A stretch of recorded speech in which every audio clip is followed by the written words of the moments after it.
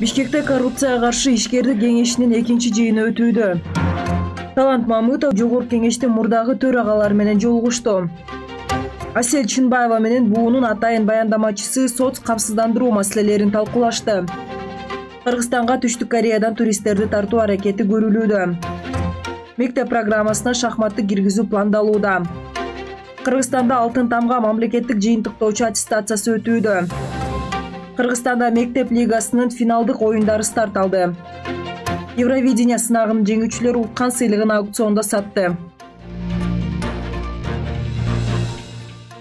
Бишкекте Аларча мамлекеттик резиденциясында министрлер кабинетинин төрагасы Акылбек Жапаровдун катышуусунда Кыргызстандын президентине караштуу коррупцияга каршы ишкердик кеңешинин экинчи жыйыны өтүүдө. Министрлер кабинетинин төрагасы өзүнүн сөзүндө жыйындын негизги темасы 2022-2024 жылдарга Кыргызстанда мамлекеттик коррупцияга каршы стратегияны кабыл алуу опсаналарын белгиледи. Эскерте кетсек, иш-чарага министрлер кабинетинин мүчөлөрү, аталган кеңештин башкы катчысы Нурипа Муканова, бизнес ассоциациялар, жарандык сектор, илимий жана билим берүү мекемелери, андан тышкары өнүктүрүү боюнча өнөктөштүктөр жана чакырылган коноктор катышууда. Төрага Талант Мамытов Жогорку кеңештин мурдагы төрагалары менен жолугушуу, аларга көз карандысыз мамлекеттер шериктештигине мүчө өлкөлөрдүн парламенттер аралык ассамблеясынын кеңешинин чечими менен ыйгарылган КМШП 30 жыл аталышындагы мааракелик медалдарды тапшырды. Эскерте кетсек, аталган медаль көз карандысыз мамлекеттер шериктештигине мүчө өлкөлөрдүн парламенттер аралык ассамблеясынын 30 жылдыгына карата уюштурулган. Андан тышкары жолугушууда сөз сүйлөгөн легендарлуу парламенттин төрагасы Медеткан Шеримкулов КМШПнын алгачкы маанилүү чечимдери Жогорку кеңештин имаратында кабыл алынганын белгилеп, ассамблеянын быйылкы отурумдарын Бишкекте өткөрүүнү сунуштады. Балдар укугу боюнча ыйгарым укуктуу өкүлү Асель Чынбаева бүгүн 30 майда Бириккен Улуттар уюмунун жакырчылык жана адам укугу боюнча атайын баяндамачысы Оливье де Шутер менен жолугушту. Жолугушуу жүрүшүндө Асель Чынбаева Кыргыз Республикасынын балдар укугу боюнча ыйгарым укуктуу өкүлү институту, анын ишмердүүлүгүнүн оң натыйжалары, 2022 жылга карата негизги милдеттери жана пландары тууралуу айтып берди. Тараптар социалдык камсыздоо, балдар эмгеги жана балдардын билим алуу укугу маселелерин талкуулашты. Кыргызстандын элчиси Аида Исмаилова Түштүк Кореянын KBC коомдук телерадио компаниясынын Сеул шаарынын мэриясынын жана Евразиялык Сереп коомдук журналдарынын өкүлдөрү менен жолугушту. Жолугушуунун жүрүшүнө маданий алмашуу, Кыргызстандын инвестициялык жана туристтик потенциалын, Түштүк Кореянын маалымат каражаттарында чагылдыруу сыяктуу тармактарда кызматташуунун маанилүүлүгү талкууланган. Жолугушуунун жыйынтыгында Кыргызстанды Түштүк Кореяда таанытуу боюнча биргелешкен иштерди улантуу макулдашылган.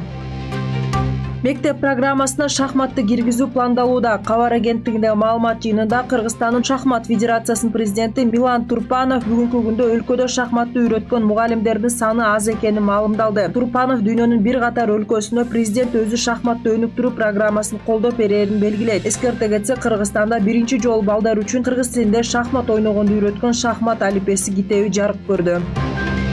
Бүгүн 31 майда Бишкекте жана бардык областтык билим берүү борборлоруна мектеп бүтүрүүчүлөр үчүн Алтын тамга мамлекеттик жыйынтыктоочу аттестациясы өтүүдө. Маалыматка ылайык, сынакта катышуучулар математика, эне тили жана адабият, Кыргызстандын тарыхы жана химия сабактары боюнча тест тапшырат. Быйыл өзгөчө үлгүдөгү аттестат алууга 2232 бүтүрүүчү талапкер болууда. Андан 1388 кыргыз тилинде, 803 орус тилинде жана 38 өзбек тилинде. Алтын тамга сынагы мектепте 11 жыл 5 деген баага окуп жогорку көрсөткүчтөрдү көрсөткөн окуучулар үчүн көз карандысыз сынактык баалоо болуп эсептелинет.